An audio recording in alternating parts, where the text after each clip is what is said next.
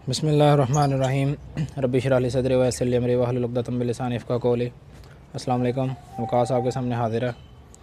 आज हम बात करेंगे बर्ड्स की बुक कीपिंग के ऊपर। ठीक है, मतलब जो हमने पूरा एक रिकॉर्ड रखना होता है बर्ड्स का कि हमें फ़र्स्ट क्लास के अंदर क्या ब्रीड आई, वो चिक्स हमने कहाँ फोस्टर किए, एग हमने कहाँ फोस्टर किए, उसके अलावा सेकंड क्लास में हमें क्या परफॉर्मेंस आई है बर्ड्स की, उनकी क्या क्या मतलब कारकर्दगी रही है, वो बच्चे हमने किस जगह से किस जगह शिफ्ट किए। इसी तरह तीसरे क्लास में क्या परफॉर्मेंस आई, मतलब पूरा एक सीज़न का पूरा एक रिकॉर्ड एक बर्ड्स का एक पेयर का आपने मेंटेन करना होता है। तो इस बारे में आज बात करेंगे। ये आपको पीछे बॉक्सेस जो नज़र आ रहे हैं, बॉक्सेस के ऊपर आपको वाइट कलर के पेपर नज़र आ रहे होंगे। ये मैंने पूरी उसका नाम के कर रिकॉर्डिंग इनकी सेट की है।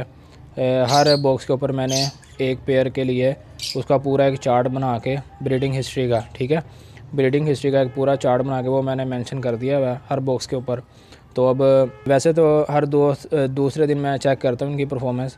तो जो भी मतलब ऊंच नीच चाहिए होती है इनकी परफॉर्मेंस के अंदर, वो फिर इन पेपर के ऊपर रिकॉर्ड की जाती है। इसके आपको काफ़ी ज़्यादा एडवांटेजेस होते हैं, उसके बारे में भी बात करेंगे। तो चलें टाइम को ज़ाया किए बगैर आज की ये बुक कीपिंग के ऊपर, बर्ड्स की जो बुक कीपिंग होती है उसके ऊपर बात करते हैं। बिस्मिल्लाह करते हैं।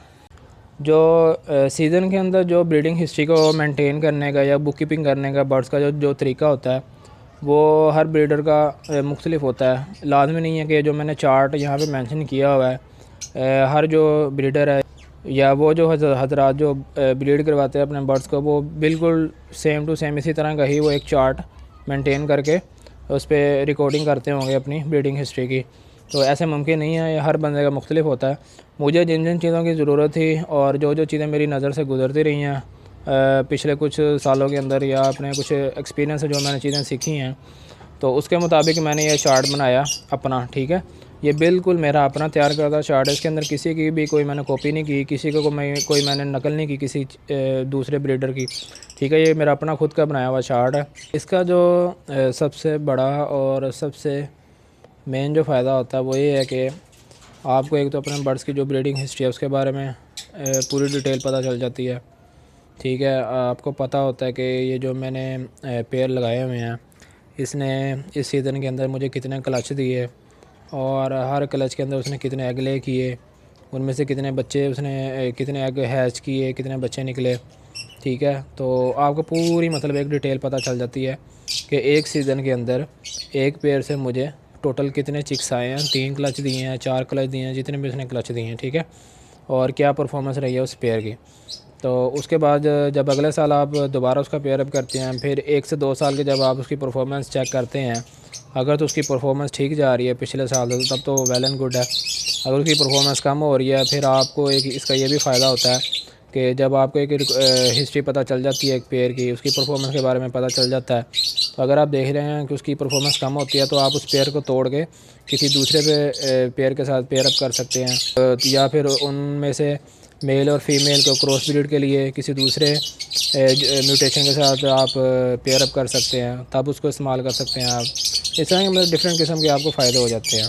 ठीक है, और दूसरा फ़ायदा ये होता है कि आपके पास आपके चिक्स की एक पूरी हिस्ट्री होती है, उसके पूरा एक जो पीछे वो जनरेशन चलती हुई आ रही होती है, आपको उसके बारे में पूरी गाइडेंस होती है और ये चीज़ आपको बर्ड्स को सेल करने के अंदर बहुत मदद देती है। ठीक है, तो चलें देखते हैं कि मैंने जो एक अपना खाका बनाया हुआ है इसका, जो मैंने अपना एक स्ट्रक्चर बनाया, जो मैंने अपना एक डायग्राम बनाई है, तो उसके अंदर क्या क्या चीज़ें हैं और उसको कैसे आपको लेके चलना है। ये अगर आप देखें, अब ये एक पूरा मेरा स्ट्रक्चर है।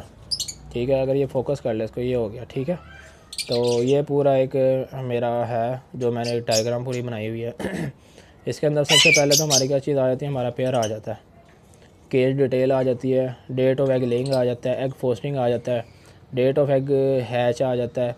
ठीक है, चिक्स डिटेल आ जाती है। ठीक है, उसके अंदर आगे उसके सब टाइटल क्या आ जाते हैं। मैंने 3 क्लच के अंदर इसको फ़िलहाल डिवाइड किया, क्लच 1, 2 और 3, कि मैं ये समझ के चल रहा हूँ कि मुझे एक सीज़न के अंदर सिर्फ 3 क्लच मिलते हैं और आपको 4 भी मिल सकते हैं अगर आप उसकी फोस्टिंग करते हैं अच्छे तरीके से, तो ये भी आपको फ़ायदा हो सकता है, आपको 4 क्लच भी मिल सकते हैं।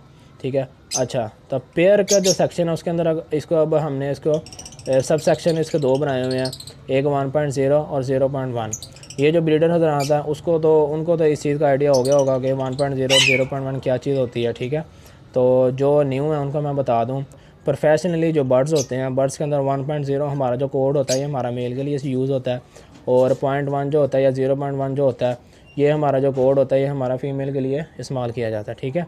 तो अब 1.0 का मतलब है कि मेरा मेल कौन सा है, यहाँ पे मैंने अपना मेल लिख लेना, ब्लू मास्क का मेरा मेल है, और 0.1 क्या है, मेरी फ़ीमेल कौन सी है, वो भी ब्लू मास्क की है। ये तो दोनों ब्लू मास्क के थे, इसलिए मैंने यहाँ पे इनको ब्लू मास्क लिख दिया। अभी मैं आपको कुछ ऐसे पेयर भी दिखाऊंगा जिसके अंदर से मेल और फीमेल डिफरेंट होंगे, फिर आगे वो स्प्लिट भी किसके होंगे वो मैंने कैसे मेंशन किया वो भी मैं आपको बताऊंगा।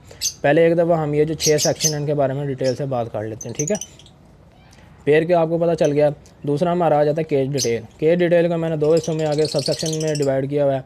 इसमें बॉक्स नंबर आ जाता है और रिंग नंबर आ जाता है, किसका, इस पेयर का। इस पेयर का ये बॉक्स नंबर और रिंग नंबर होगा। अब ये जो बॉक्स नंबर है ये मेरे पास क्या आ रहा है, 11 आ रहा है। आपको ये यहाँ पे भी मेंशन हो रहा होगा, ये मेरा बॉक्स नंबर यहाँ पे मैंने मेंशन किया हुआ 11, ठीक है। 11 यहाँ पे मेरा बॉक्स नंबर आ गया।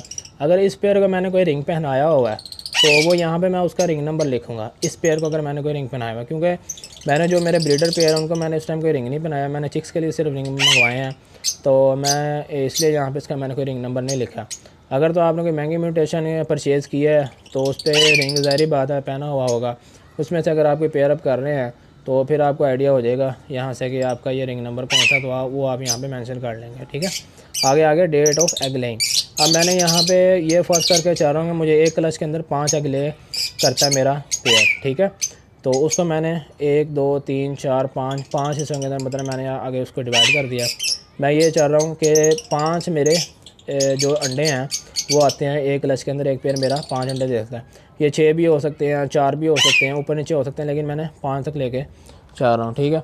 तो अब यहाँ पे आपने करना क्या है, डेट ऑफ एग लेइंग से क्या मुराद है कि आपने जब आपको पता चल रहा है जी मेरा पेयर जो है वो क्रॉस हो रहा है और ये कुछ दिनों के अंदर ये एग ले करना स्टार्ट कर देगा, एग उतारना शुरू कर देगा, ये एग आना शुरू हो जाएंगे, तो आपने फिर हर 1 से 2 दिन के बाद चेक करना है बॉक्स को कि कब जो मेरा पेयर है उसने एग ले किया है। तो जिस डेट पे आपके पेयर ने एग ले किया होगा वो डेट आपने यहाँ पे मेंशन कर लेनी है, क्योंकि ये जो मेरा पेयर था इसके अंदर मैंने फोस्टिंग के लिए इसको मैं यूज़ कर रहा हूँ, इसके ख़ुद की एग मैं इस टाइम नहीं इसके नीचे रखे हुए, ठीक है। इसके अंदर मैंने फोस्टिंग के लिए इसको पेयर को मैं यूज़ कर रहा हूँ, तो इसलिए यहाँ पे इसकी डेट ऑफ एग लेइंग की मैं नहीं मेंशन कर रहा, ठीक है। तो वो आपने देख लेना कि पहला अंडा कौन सी डेट पे आया, दूसरा कौन सी डेट पे आया, तीसरा चौथा पांचवा कौन सी डेट पे आया।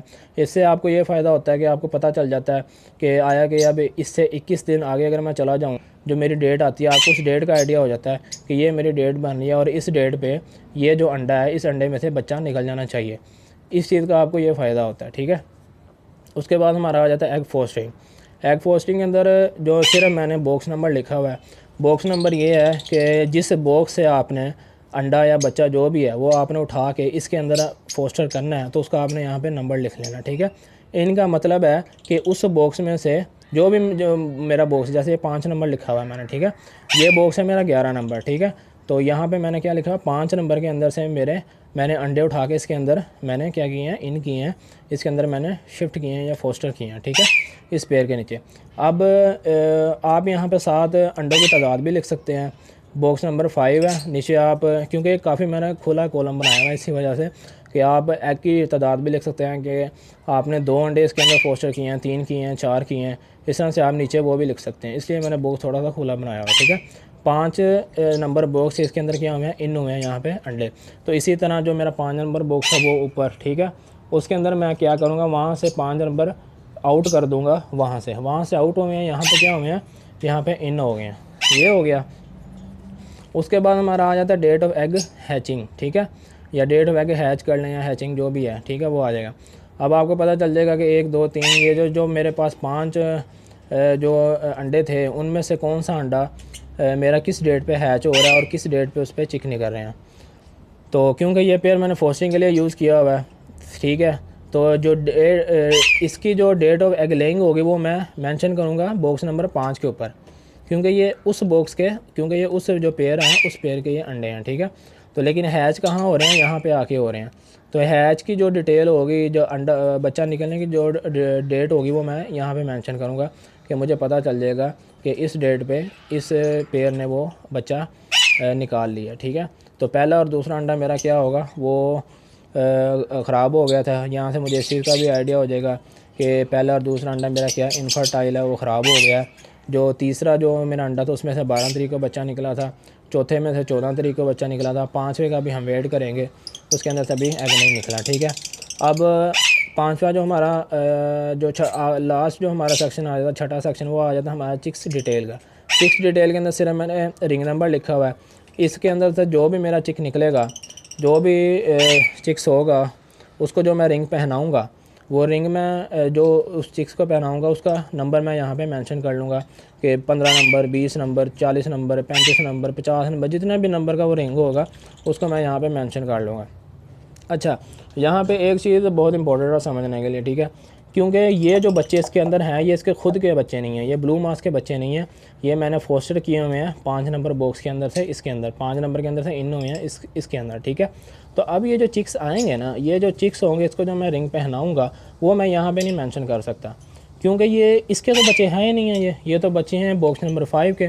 तो बॉक्स नंबर 5 के अंदर, उसके अंदर ये जो सेक्शन है ना चिक्स डिटेल का, तो इसके बच्चों को जो मैं रिंग पहनाऊँगा वो मैं बॉक्स नंबर 5 के इस सेक्शन के अंदर जाकर लिखूँगा कि इतने नंबर ये रिंग है जो मैंने इसके बच्चों को पहनाया है, वो बॉक्स नंबर 5 के जो चिक्स डिटेल है वो वहाँ पे मैं मेंशन करूँगा। उससे मुझे ये फ़ायदा होगा कि मुझे पता होगा जब मैं कल को उस बच्चे को पकड़ता हूँ, उसका रिंग नंबर मैंने मेंशन किया होगा, तो मुझे पता होगा कि ये जो हाथ में मेरे बच्चा है ये उस पेयर का बच्चा। अगर मैं यहाँ पे लिख दूँगा ये तो फिर ब्लू मास्क का आ जाएगा ना डिटेल, तो ब्लू मास्क का तो वो चिक नहीं ना, तो ठीक है, वो मैं आपको दिखाता हूँ कि बॉक्स नंबर 5 क्या है, वहाँ पे मैंने क्या मेंशन किया हुआ है। ये हमारा बॉक्स नंबर 5 आ गया।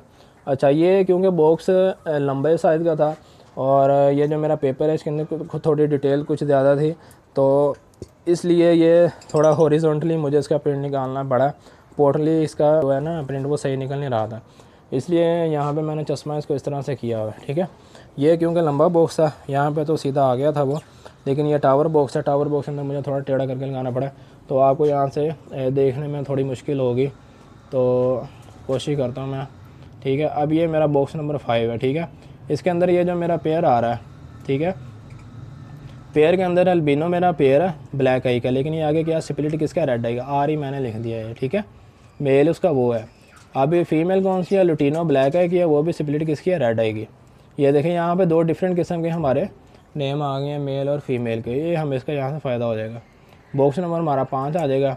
डेट ऑफ एग लेइंग हमारे पास आ जाएगी, 15 तारीख को एक अंडा आया, फिर 17 को आया, फिर 19 को आया, फिर 21 को आया, फिर 23 को आया, ठीक है। तो 11 नंबर के अंदर क्या हुए हैं, यहाँ से एग आउट होकर 11 नंबर के अंदर चले गए हैं, ठीक है।